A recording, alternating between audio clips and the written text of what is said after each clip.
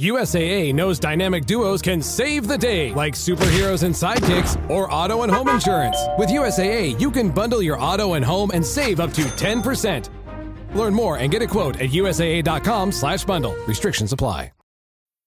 This episode is brought to you by Mott's Applesauce. So you're looking for a snack your kid will love and you can feel great about? Give him a Mott's no sugar added applesauce pouch. Made from real, delicious apples and a good source of vitamin C, too. Perfect for tossing in a lunchbox or grabbing for on the go. Mott's. Real apples make real good applesauce. Learn more about Mott's no sugar added applesauce at Motts.com. This Steve Jones Show podcast is now loading. The Steve Jones Show podcast is presented by Sunbury Motor Company, Purdy Insurance, and Brewers Outlet.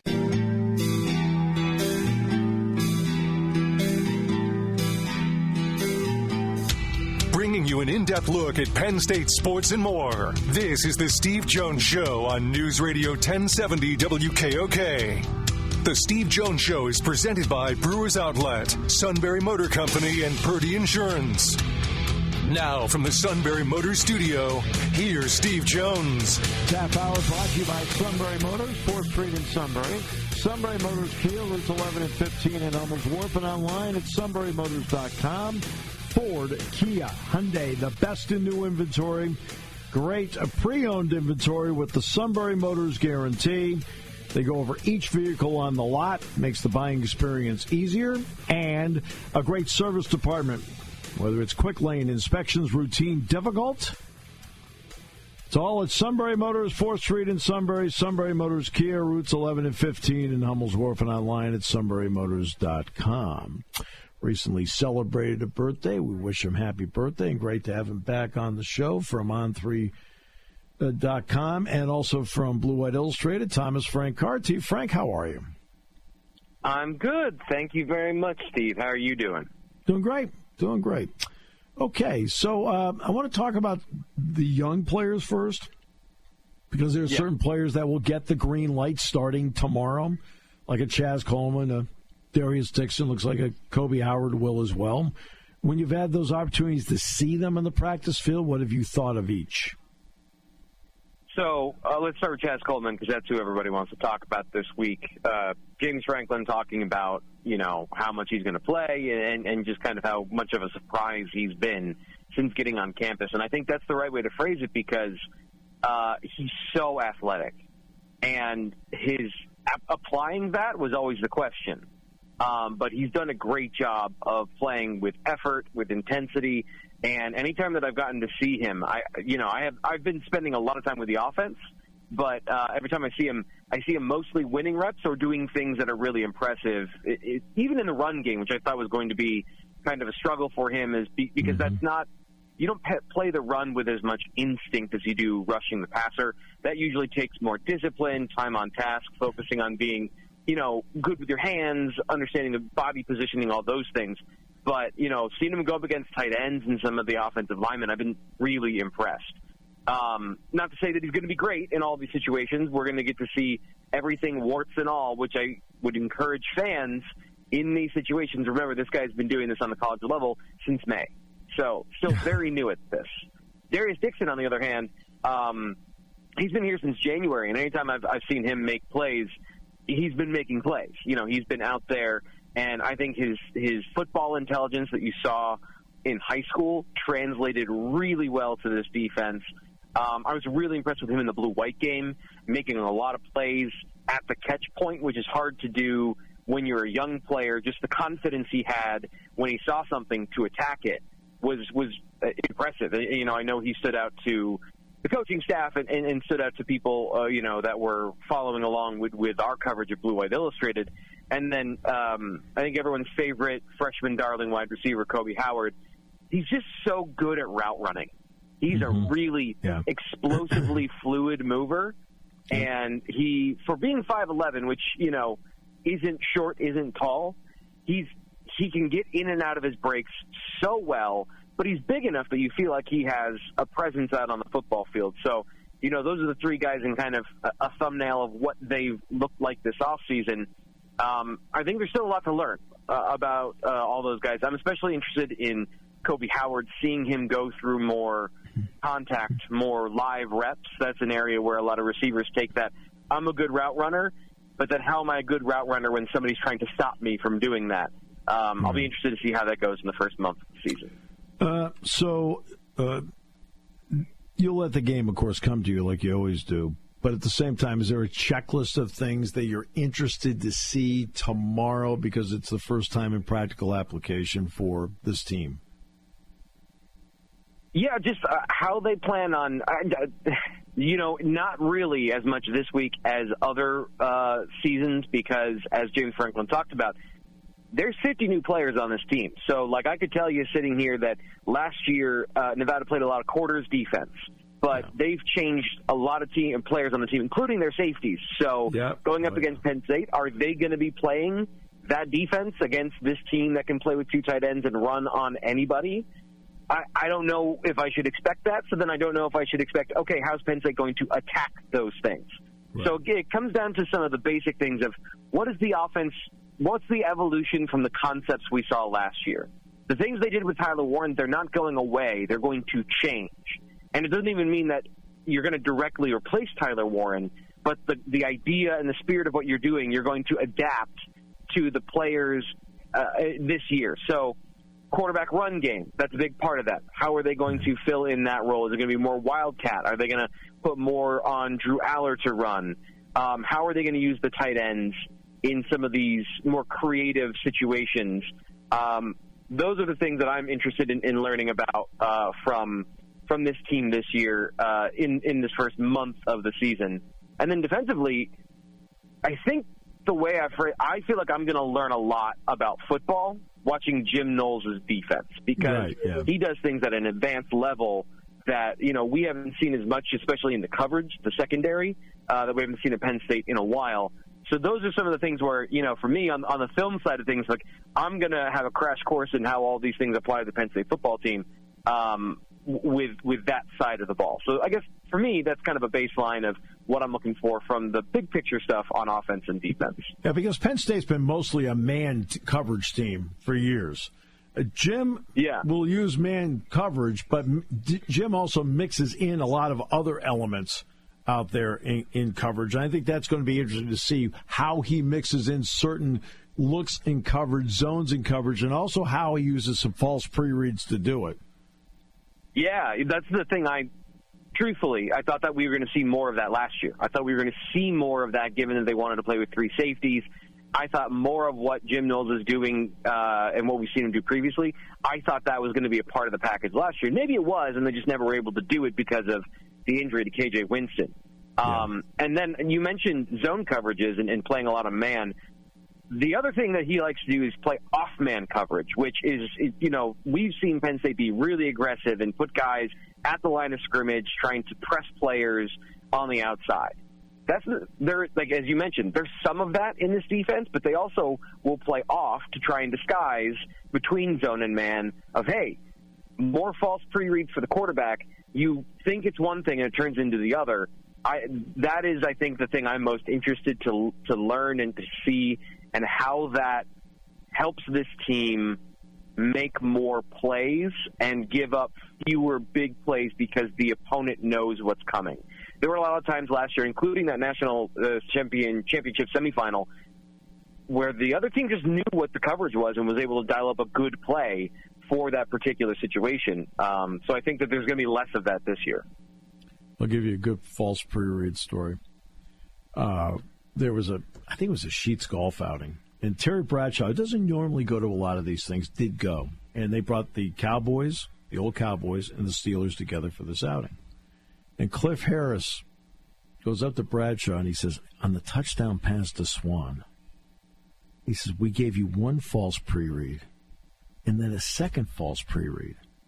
What gave away our coverage? And Bradshaw says, I have no idea what you're talking about. I looked up. He's the first I saw, so I threw it to him. And Harris throws his hands up. He goes, I don't know how do you outthink this person?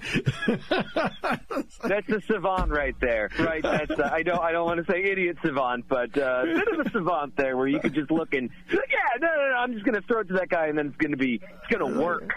A lot of guys do that, and then they throw a pick six. I know.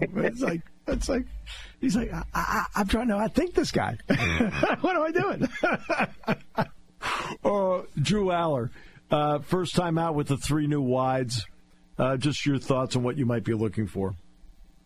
I want to see him be comfortable. I want to see him be calm, comfortable, and slinging around the yard when he's asked to do that. I don't think there's anything special. These guys are to me, and I've been preaching this all off season, the goal should just be operate the offense, and he'll find the guy who's open. Yeah. And those 3 guys should be better at getting open consistently. And so there may not be anything flashy or different. They just make more completions. And then I guess kind of the subtext of that is, how are they, going back to the whole Tyler Warren thing, how are they re-engineering some of those plays? I pointed out, I think back in February or March, one of the ways to be more explosive that you don't have to change anything is if you're going to run an RPO, which is the offense is running the ball unless the quarterback sees something he likes and he can pull and throw it to a receiver who's running around. So basically it's a 2-man pass concept between the quarterback and 1 or 2 wide receivers. All those went to Tyler Warren, which if he averages 10 yards on an RPO, that's great. That's a free first down. On average, receivers get 15, right? So then now you are getting into an explosive play. That's the point of an RPO, is to create the opportunity for a one-on-one situation where if you break a tackle or even if you just get the space you're looking for, Nick Singleton and Catron Allen have such a gravitational force that if you put a receiver out there, there's a likelier chance that one of those guys is going to get a bigger play because they run a 4-4. Even if the difference between Tyler Warren and a slow wide receiver is not massive, it is still there. So, some of those things, some of those catch and run situations, I think that's something I'm interested to see. Andy Kotelnicki hinted that there was going to be more of that in the offense, screens, RPOs, bubbles, things like that. I'm wondering what we're going to see from the offense in that perspective as a couple of ways, like we said, just taking what you did last year, but doing it more efficiently with players that might be better suited for those tasks. The usage of Catron Allen, who's now at 219, and Nicholas Singleton in the pass game, we know what the run game is, but just the mere usage of them in the pass game and not just as checkdowns, how important can they be moving forward? So it's interesting. That was what Nick Singleton did last year, and I don't know because he already saw, I think it was the second or the third most first-read targets of any running back in college football last year. So they were aggressive in getting him the ball last year. I think the difference is going to be the amount of space you can create because you have other threats. So it's, talking about those receivers and how much hinges on them being good. Not even elite, just good. A lot of the things they wanted to do last year with Singleton, I think that incorporates into, an efficiency increase from that. But, Andy Kotelnicki, I think, knows his running backs better. He knows his offense better this year. So getting those guys downfield, maybe you line one of them up in the slot. A lot of what Singleton did last year was kind of lateral. They would use him as a jet sweep guy, that pop pass in the back of the field where the quarterback just kind of hands it off. Getting him downfield more, they did that a good bit last year. I think wheel routes, singling him on the linebacker, those are going to be some big things. And I know that we probably talked about this, Steve, but the fact that we're talking about Nick Singleton that way, when I know you saw this more than I did, watching him try to catch the ball as a freshman kind of hurt me inside. And just it's impressive how much he's developed in that area over the last 4 years. Yeah, he was what I called a body catcher, where the body is the third hand. Now he has the hands out like he's a wide receiver. Jim Knowles he's done installs at Duke, Oklahoma State, Ohio State. How important will the first few weeks of the season be for him to see what he wants to do with his personnel, but he's also finding out at the same time what they can do and also what they may struggle with, which will tell him how to play going forward? Yeah, that's an interesting concept, and one that I think is going to be pretty fluid. I don't know that you want to curtail this defense. You don't want to put guys out there that are going to start making mistakes and busting coverages and leading to wide open touchdowns.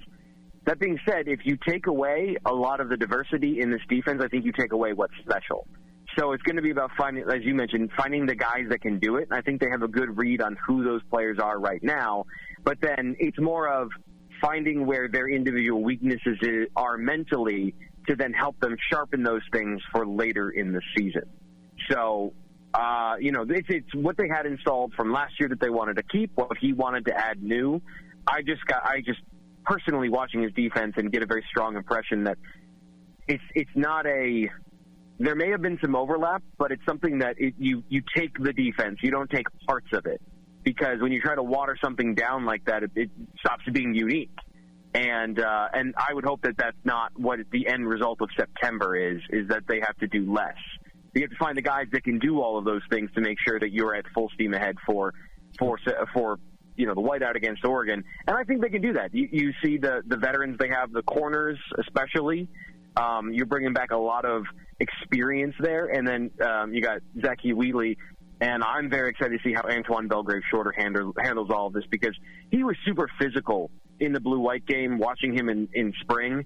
I didn't expect that, though, for him to come out and win that job opposite of Zachy Wheatley. That's going to be really interesting to see how those three other safeties are able to absorb all the information and then play in a defense that's going to ask them to do a lot of different things. So, it's I'm hoping just for the process that we get to see good results and not what you're talking. What I don't think that's necessarily what you meant of like curtailing the defense. No. Hopefully that's not the case of what has to eventually happen. In other words, my point is, you go through the first few games and now you play to the strengths of the people that have, because they've shown you in the game what that strength happens to be. That's what I'm talking about. Oh yeah. Well, then it becomes which players are the guys that you're going to start building around, and you have. Yeah. Obviously, denied and Sutton and Zane Duran up front. I'm really excited to see what they can do with Tony Rojas. I think he got a lot of unnecessary criticism. I understand the way he played last year, wasn't up to his standard or Penn State's standard. But playing through an injury the way he did and staying out there and being a viable starter who was not awful, obviously did not play up to the standard he wanted. But now that he's healthy, I'm excited to see what an elite athlete at linebacker. I think he's the best pure linebacker. And I know this is funny saying Micah Parsons just signed a massive deal. Micah Parsons is a defensive end. Abdul Carter is a defensive end. Tony Rojas is going to play linebacker in the NFL. I want to see what the best example of like a pure coverage player, run defender is going to be in a defense that can be creative with its blitzes and putting guys in position to make big plays. So I think we all know the names there. It's just, as you mentioned, how they are going to use those guys to generate turnovers, stops, etc. And Rojas is one that I'm interested to see how much they're able to do with him right in the middle of the defense. My friend, it's for those who love football, it feels like Christmas Eve. All right, so thanks so much for your time. Always appreciate it. You do great work, my friend. Thank you very much. And if you want to have this conversation and yell at other people on Saturday during the game, BlueWhiteIllustrated.com. You can sign up now for $1, and we'll have premium content for you for a week, and then you can decide if you want to join us for the rest of the season. I would suggest that you do, because we've got a lot of exciting stuff on the way. And, Steve, appreciate you having me on. Thanks so much.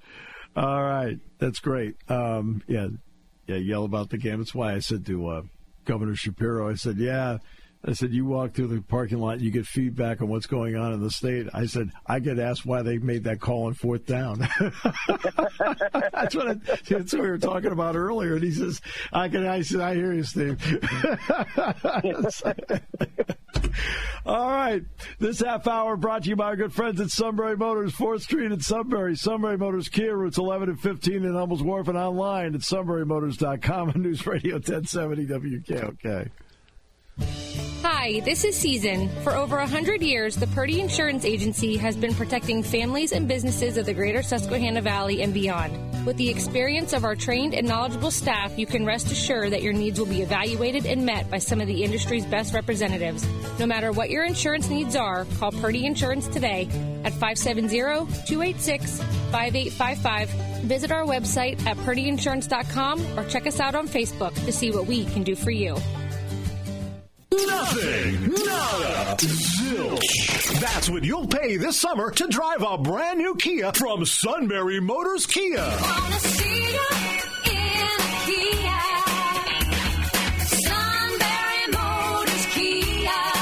That's right. Get 0% APR financing for 48 months on 2025 Kia Sportages, Kia's most popular model. Plus, get 0.9% APR financing for 48 months on 2025 all-wheel drive Kia Sportage hybrids. They get up to 38 mpg. SMC also has 1.9% APR financing for 48 months on the all-wheel drive, brand new, refresh-styled 2026 Kia Sportage LX, starting at just over $32,000. Remember, every new Kia comes with a 10-year, 100,000-mile limited powertrain warranty. Nothing, nada, zilch, with as low as 0% APR financing at Sunbury Motors Kia on the Strip at Hummel's Wharf and at sunburymotorskia.com.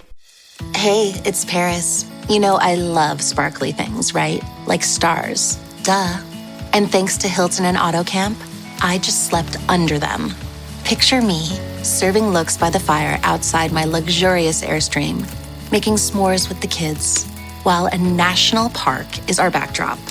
The great outdoors meets Hilton hospitality. That's hot. Explore all the new ways to stay at Hilton.com. Hilton for the stay. This episode is brought to you by Netflix. Becoming the most valuable sports franchise in the world doesn't happen without risk. A man who's willing to bet it all, and the players ready to make their own luck. America's Team, The Gambler and His Cowboys, is the story of the 1990s Dallas Cowboys and Jerry Jones's impact on NFL history. Featuring interviews with iconic 90s players and more. Watch America's Team, The Gambler and His Cowboys, streaming now only on Netflix.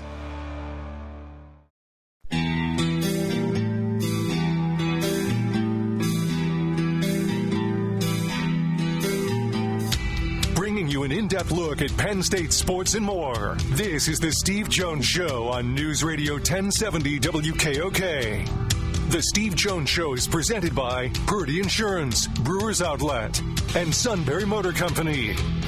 Now from the Sunbury Motor Studio, here's Steve Jones.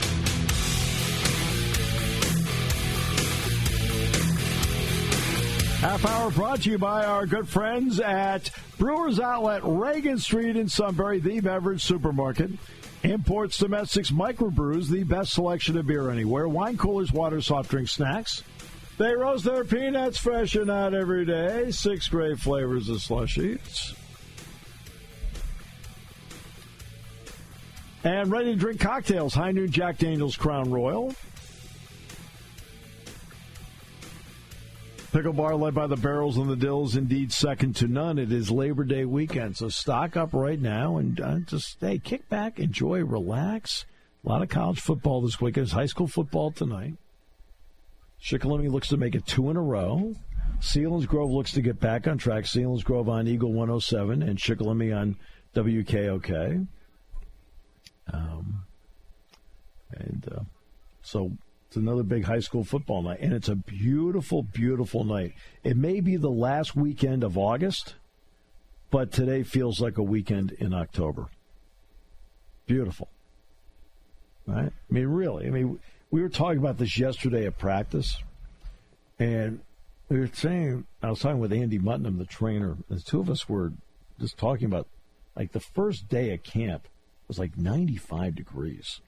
I mean, it was really brutal. I mean, it was hot, and it was like, can't get enough fluids into you and so forth. I'm talking about the players. I mean, obviously we're watching, we're fine, but it was hot. And there were a few times during the preseason it was hot. But boy, the last week and a half, especially the last few days, it's felt like October. Really, the clean, crisp air. And I've talked about this many times. It's interesting. I'm going to go back to our opening conversation of the show today with Governor Josh Shapiro. And this state is just absolutely beautiful. I've had the privilege of traveling to every corner of this state to speak to groups, from Erie to Scranton and the Poconos, to Allentown, to Philadelphia, to Harrisburg, to York, to Altoona, to Williamsport, the Northern Tier. I've gone up to Warren, Kane. I've gone down to the south. Gone over to Johnstown. I've gone down to Franklin County, all the way over to Pittsburgh and Newcastle. I mean, I've gone to every corner of this state. This state is absolutely beautiful. Is absolutely beautiful, and the people are just incredible. And that's one of the I when I talked with him earlier. Remember, I used the term with him, management by walking around. Todd, I was talking to him about because he's out there all the time. I'm not here, I'm just talking about two guys that were just talking about similar experiences. Here, this is not a political. I'm not being political in any way, shape, or form, please. And nor was he when he was on the show. But when you go around the state, you see a couple things: A, incredible beauty, and B, incredible people. This entire state is loaded with incredible people, and it's so beautiful to drive around the state and be around it. So now we get to a Friday night in the fall, and I know we're still technically in summer, but it feels like a fall day. This is one of those beautiful nights where you go over to see a Shikellamy play, to see a Selinsgrove play, to go see Danville, to go see Mount Carmel, to go see Mifflinburg, to go see Milton, whatever it happens to be, Lime Mountain, right? Midwest, doesn't matter, right? Where you get there and the band is there and the cheerleaders are there and the color guard is there and the teams are there. And it's a crisp night with great food, right at the concession stands. And you just get to enjoy a high school football game and watch your town or your region or your area play a game and have a good time at it. I love this. That's what I love about this time of the year. You got thousands of people who are going to be doing that tonight across the state, okay? And across our area, up and down District 4. And Todd, you get to do it. You see this all the time. You know exactly what I'm talking about. It makes the rest of the work worthwhile for that 2 hours. Doesn't it? Yeah. I mean, and especially on a night like tonight and last Friday night. I mean, it feels like fall. Yeah. Weather-wise. It's not that hot out. It's not humid or anything. The temperature's going to drop down into the low 60s tonight. I mean, during the games, it's going to go even lower than that. But this is gorgeous. And in a beautiful state that cherishes its Friday nights of high school football, where towns and areas come together to be at games, it's just the coolest thing. I mean, you don't get this in every state. You don't. I mean, look, I grew up in Connecticut. It wasn't like this. It wasn't like this. It was a revelation for me when I came here to go to school to see Friday nights like this, because in Connecticut it was Saturdays, right? You played on Saturday at 1 o'clock, and your Thanksgiving Day game was at 10 a.m. I mean, the Thanksgiving Day game was a cool thing, by the way, just so you know. But, yeah, we weren't playing Friday nights. I played one Friday night total, right, in high school. One. Okay, and it was cool. We felt like we were playing Monday Night Football. We were like, "Hey, this is great." They were under the lights. These kids get to do this all the time, and it's something every game they should cherish. And as a parent or a friend, you should cherish as well, because there's only a limited window in your life that you get to play high school football. And there's only a limited window that families get to watch their loved ones play high school football, or perform in the band, or perform with the cheerleaders, or perform with the color guard, or whatever it may be. There's always that limited window, so I hope everybody just thoroughly, completely enjoys it. It's just fun. I had two thoughts when you said about never playing on Friday night. This is probably 10 years ago. Michael Ferrero, the former Lewisburg football coach, in his first year, he told me that their Friday night game was the first time he had ever played football on a Friday night, because he grew up in New Jersey and they played every game on Saturday. Yeah, no, growing up in Connecticut, Todd, we only, except for one time, I remember it was Fitch High School in New London, Connecticut. We went down there to play. It's the only time I ever played under the lights. It was like, oh, this is actually kind of cool. I thought, this is good. Like I said, we're all like, we're playing Monday Night Football. Even though we weren't, but it still felt that way. It felt great. But we always played on Saturday, right? We never played under the lights. Even when it was a lousy day, there weren't any. Now, where I grew up, they now have lights. But when I played, there weren't lights. We didn't have any lights. Nowhere we went had lights. And then I come here, and I started doing State I games in 1980, and it was just the coolest thing. Friday night, big crowds, the passion in this state. I remember early in my career, I may have been 1981 maybe, State I did a game at Mount Carmel. And it was like, whoa, you go in there, and it's like the passion. You know what? That stadium hasn't changed a bit since you were there in 1981 either. I'm sure it hasn't. But it just made such an impression to me about how special it is here. And my point is, appreciate it because it's not like that everywhere. It's not like that everywhere. And I think that's the point I'm making. It's one of the many privileges of living here because look, we love our sports here. We love it. And Josh is right. It brings people together. I've always I don't know if you had a chance to watch the Roar Plus interview I did with LeVar Arrington. LeVar was the interviewer. It was the other way around. He was interviewing me. But you know how we do things. I always just have conversations with people. The governor and I just had a conversation. T. Frank and I just had a conversation, right? I may have to lead with questions, but we're having a conversation.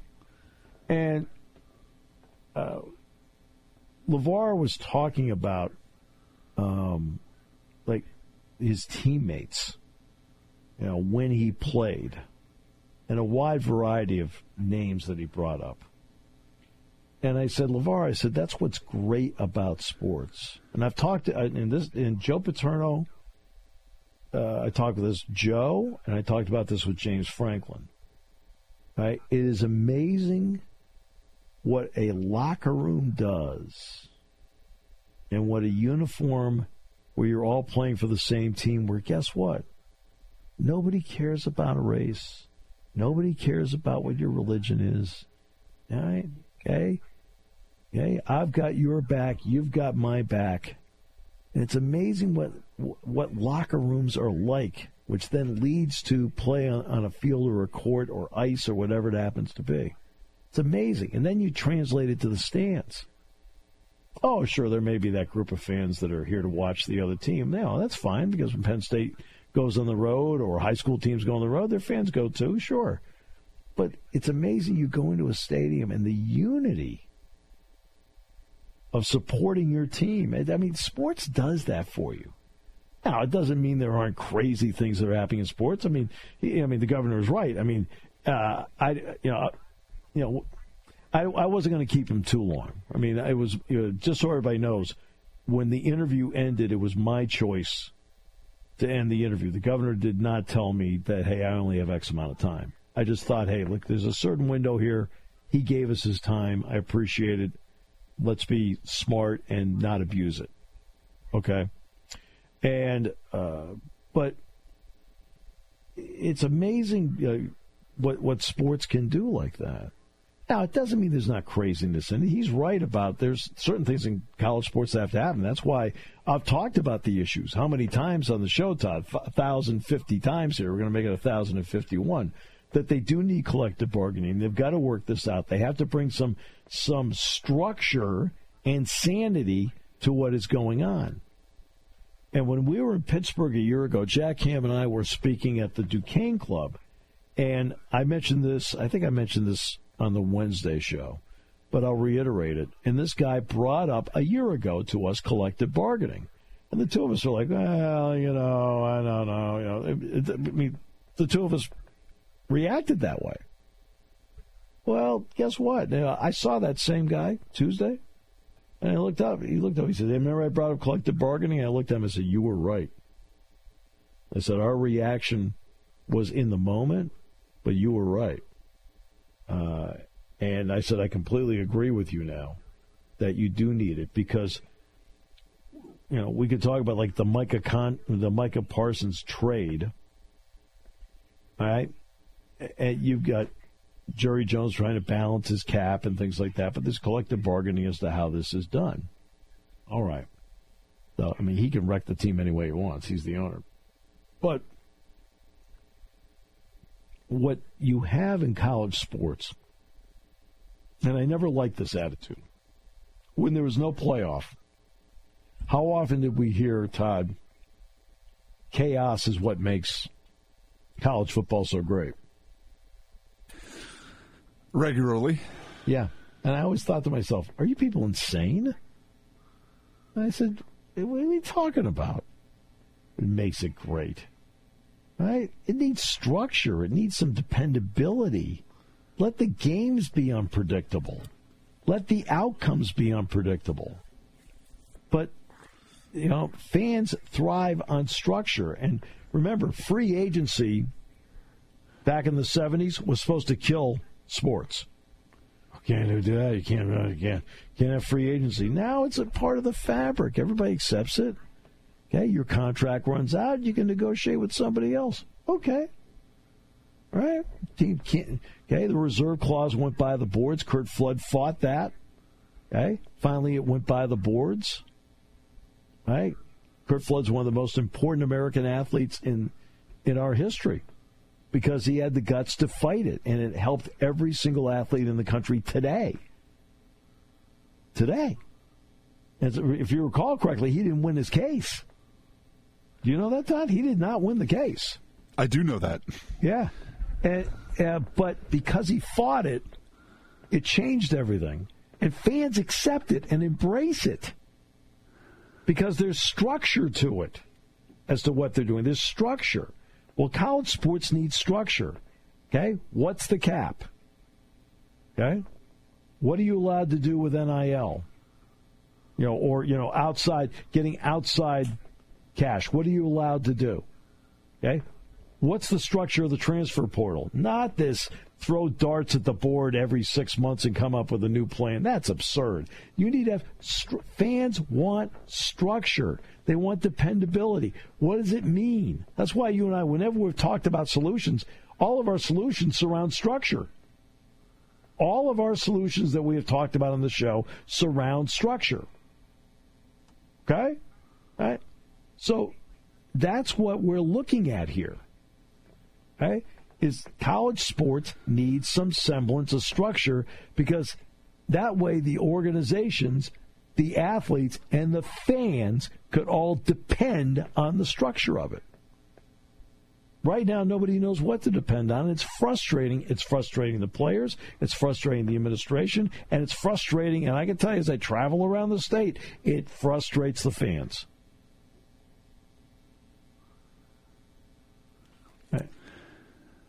Speaking of the transfer portal and stuff like that, did you see about Dylan Edwards from Kansas State? Did not.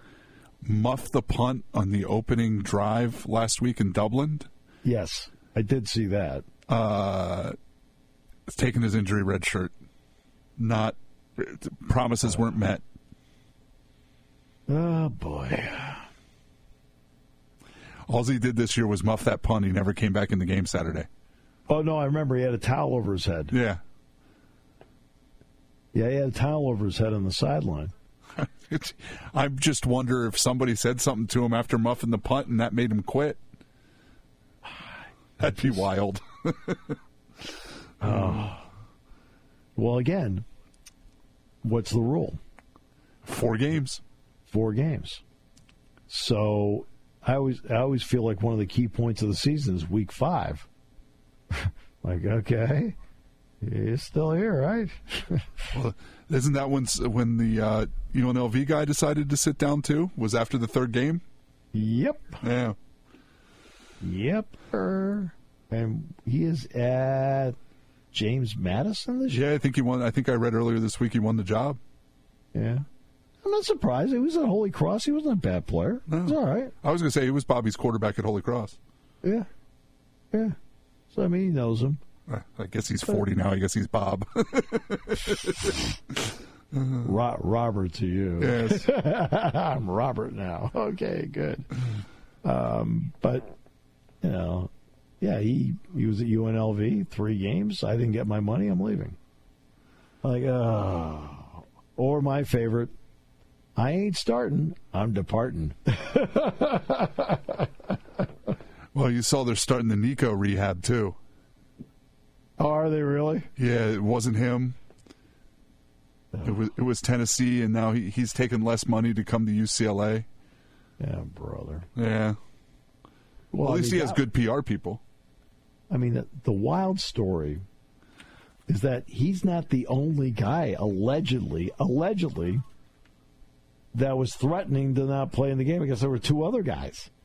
Like, you're going into a playoff game. That's all you're thinking about? Are you nuts? Well, Deion started it yesterday, too. I can't think that way. Now, the part that he brought up that I think is important to talk about, okay, is that, first of all, the college football playoff is gigantic money. It is gigantic money. And I realize that you are getting money for the year, so it's part of what you do. But I don't think it's wrong to bring up the possibility of, like, in collective bargaining, talking about playoff shares. I mean, now, does it get rejected? You can't negotiate, whatever. But it's a topic that should be brought up. Why not? Why not bring up the topic of playoff shares? The college football playoff is an independent organization. It's not the NCAA. So why not bring it up? I think that part of it is the part that usually slips my mind, too, that they're not the same thing. Yeah, I mean, the college football playoff is its own incorporated entity. I mean, I think it actually is CFP Inc. And that's,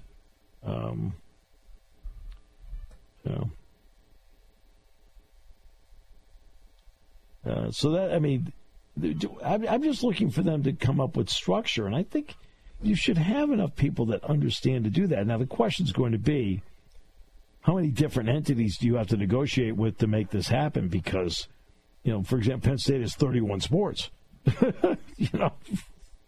So do you do it for all athletes? Do you have to do it for each sport? I don't know.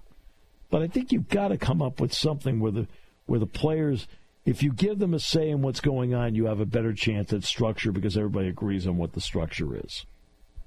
Instead of then coming up with a plan and going, oh, my God, I think I'll sue. I think part of the other issue is now we're not, nobody's going to talk about this because the games have started, and then once the schedule gets ridiculous at the end of the year, we're kind of in the same spot with, where they're negotiating ideas again, and nobody. I mean, I know everybody's busy right now, but I think we need to. This still needs to stay in the forefront just to get this schedule solved. Well, of course, but that's the job of people who are not involved in games for them to do it. That's it's like, so let's talk about the NCAA. Well, they're not involved in games. Sit down and like come up, think outside the box. Come up with something. Look at what others have done. Maybe adopt what they're doing, but then put your own twist on it. Whatever. I mean, there's some people out there that have a lot more time than like we do or a coach does or anything like that. I mean, that way when the off season comes, you can come up with a plan because you've already started working out the details of the plan.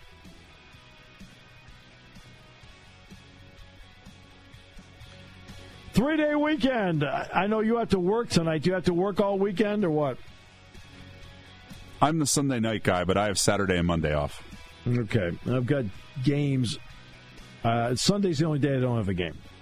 I do have a 1 o'clock game on Monday at Williamsport. It's the last week of the baseball season next week.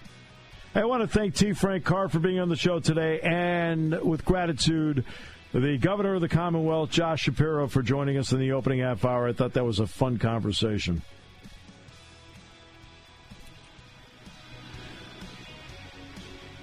And I'd also like to thank the Sioux for not coming on the show.